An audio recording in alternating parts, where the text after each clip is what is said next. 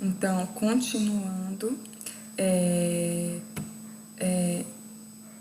o pré-modernismo, então, veio fazer essa radiografia crítica do Brasil, com o intuito de mostrar não só nossas belezas, mas nossos problemas, nosso povo que até então não era retratado, sertanejo, caipira, principalmente o sertanejo, que ele vai ter destaque nos sertões, o negro, como é o caso do livro Clara dos Anjos, que vocês puderam ler. Quem não leu até agora poderia ler. Então, em Clara dos Anjos, vocês percebem o quê? A mulher que não era tão... até hoje, né, temos a desigualdade entre os gêneros.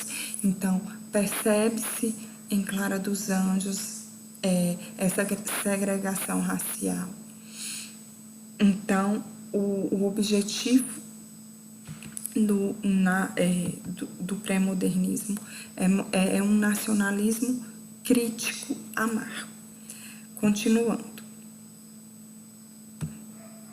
Bem, então, características do pré-modernismo: ruptura com o passado, com as posturas que adotaram o academicismo. Isso é o quê?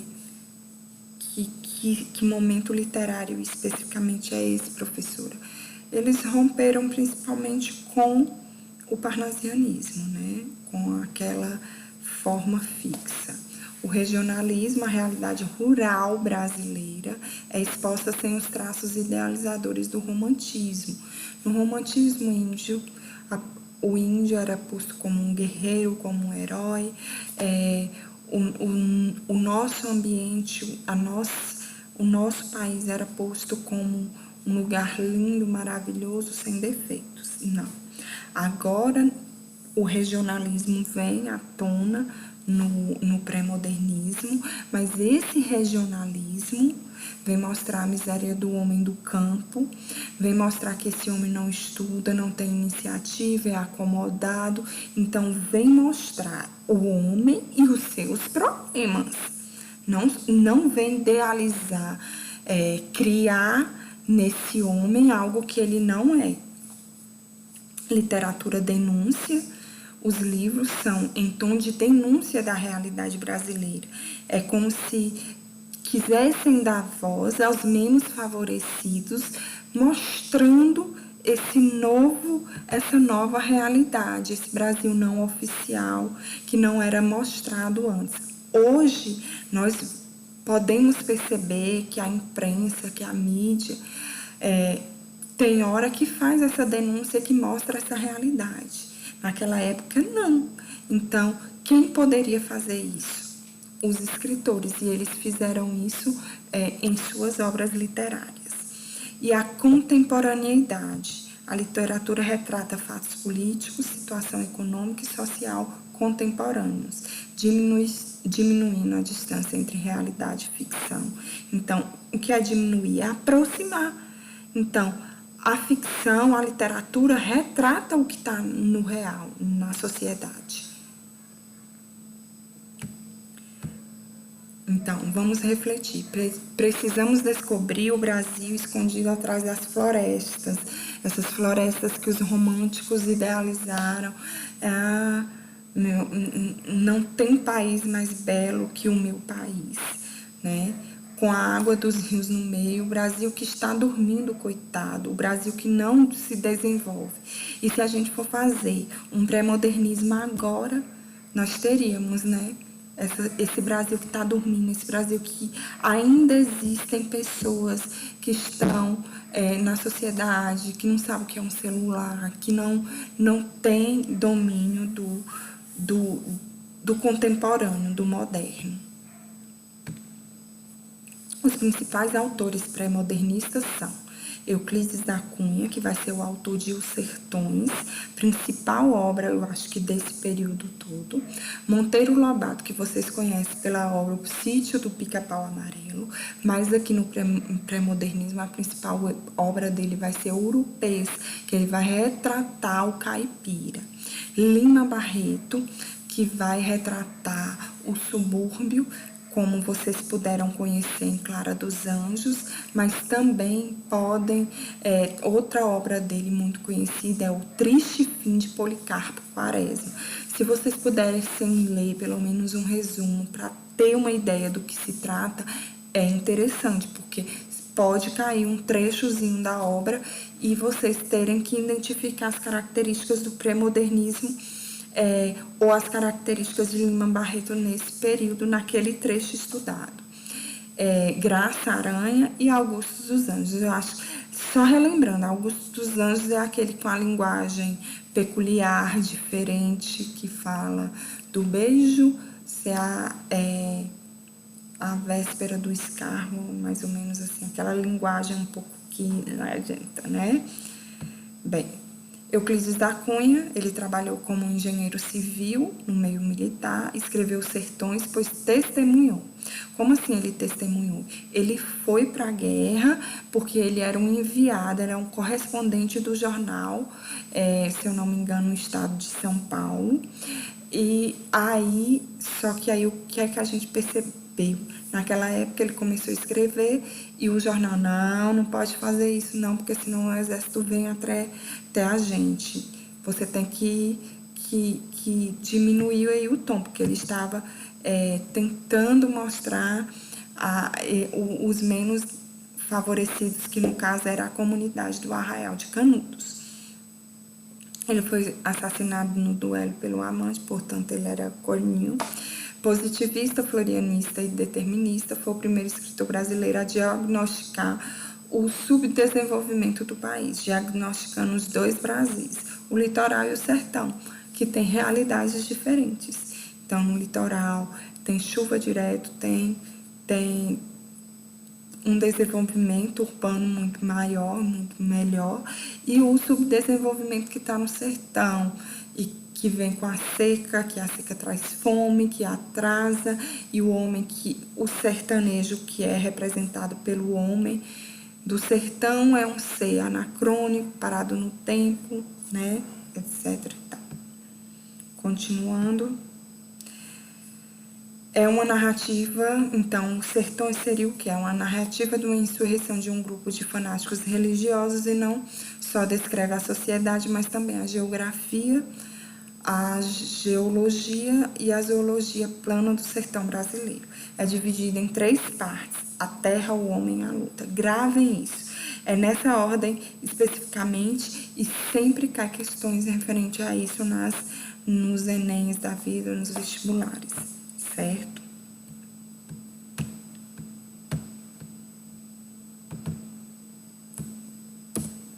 Monteiro Lobato, né? Por exemplo, Monteiro Lobato já foi um crítico ferrenho do modernismo no Brasil. Para ele, não deveria ter tido Semana de Arte Moderna. Se fosse Semana de Arte Brasileira, ele estava apoiando, estava até, quem sabe, lá participando. Mas Semana de Arte Moderna com influência europeia, não. Ele quer mostrar o Brasil, a cultura do Brasil, a genuína. Então, é um homem de diversas atividades: escritor, editor, relojoeiro, fazendeiro, promotor, industrial, comerciante, professor e adido comercial. Em 1917, como eu falei, ele vai ser um crítico muito ferrenho, né? Ele publica no jornal O Estado de São Paulo artigo contra a pintora Anita Malfatti, que vai ser o estopim do modernismo. Diante dessa crítica, aí os modernistas, né, os escritores, os artistas que estão ali reunidos ganham força para poder fazer a Semana de Arte Moderna e criar o modernismo. A propósito da exposição de Malfatti, expressa uma postura agressiva contra as novas tendências artísticas do século XX, que resultará no seu desligamento dos principais participantes da Semana de Arte Moderna de 1922. Sua crítica acalorada se dá porque ele não admitia a submissão da cultura brasileira às ideias europeias, daí ser chamado de Policarpo Lobato. E só para vocês terem uma ideia, Policarpo é o personagem principal da obra de Lima Barreto, que tem o nome Triste Fim de Policarpo Quaresma, porque Policarpo ele defende a língua brasileira ser tupi-guarani, porque é a língua genuína dos índios, né? Ele defende um projeto de reforma agrária e ele é republicano, ele defende a república. Continuando para a gente terminar nesse vídeo. Então, como é esse Brasil retratado por Monteiro Lobato? É um Brasil anacrônico, ou seja, parado no tempo, parece que não foi desenvolvido, inerme, sem inércia, sem capacidade de iniciativa, sem mudança, analfabeto, não sabe ler nem escrever, não tem estudo, e obtuso, sem aquela cabeça fechada, não se consegue ater para as modernidades, para as novas. Então, tema de Monteiro Lobato, em Urupês, Jecatatu e Cidades Mortas, que vão ser as duas principais obras pré-modernistas de Monteiro Lobato. Continuando, Lima Barreto, ele viveu intensamente as contradições do início do século, torna-se alcoólatra e passa a viver crises depressivas, sendo internado por 2 vezes. Mostra um perfeito retrato do subúrbio e critica a miséria das favelas e cortiços. Posiciona-se contra o nacionalismo ufanista. Professora, revisa aí o que é um nacionalismo ufanista. É aquele nacionalismo sonhador, tudo é belo, meu país não tem problema, o índio é tudo. Não. O nacionalismo crítico, ele vem mostrar os problemas, né?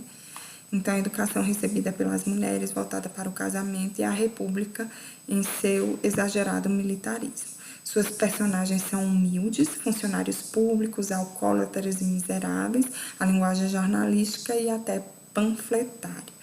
Triste Fim de Policarpo Quaresma é a grande obra que tem maior notoriedade, ou seja, a principal obra de Policarpo Quaresma. Professora, Policarpo Quaresma, não, de Lima Barreto. Por que não lemos Policarpo Quaresma? Porque a leitura era maior, então era mais... Eu tentei optar por um livro que vocês pudessem ler. Então, ele vai retratar o subúrbio, o espaço, o cenário dele vai ser o subúrbio, onde estão as pessoas menos favorecidas da sociedade. Então, o negro, que sofre a segregação racial, a segregação de não estar inserido na sociedade, o funcionário público, que não é valorizado, não tem um salário digno, que não é respeitado, e os alcoólatras. Graça Aranha, ele foi juiz e ele, enquanto Monteiro Lobato não participa e é o principal crítico do modernismo e da Semana de Arte Moderna, Graça Aranha, ele vai participar, ele vai doutrinar e ele vai financiar também. Então, aí a gente percebe, né? Não é um movimento em que todos estão alinhados no mesmo ideal. Cada um tem seus ideais pessoais também. Coisa que em uma escola literária não seria bem assim.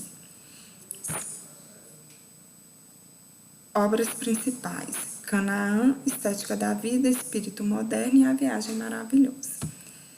E Augusto dos Anjos, ele vai ter apenas uma obra, que é o Eu, e ele vai um pouco que resgatar as características parnasianas e simbolistas, que no geral foi criticado pelos outros autores pré-modernistas. Então, suas obras vai ter o soneto e verso decassílabo. Ele vai ter aquela linguagem, né, específica, sua visão de mundo e a interrogação do mistério da existência e do estar no mundo marcam esta nova vertente poética, constância da morte, desintegração e os vermes.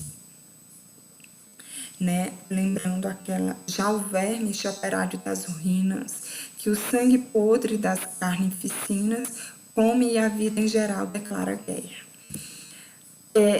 Eu vou recortar essa atividade porque eu quero que vocês leiam esse poema e analisam e identifiquem as características e temáticas que esse poema, Versos Íntimos, tem, que nos relembra as características de graça de Augusto dos Anjos, certo? Então, eu vou preparar uma pequena atividade para vocês revisarem aí, certinho? Beleza? Por hoje é só.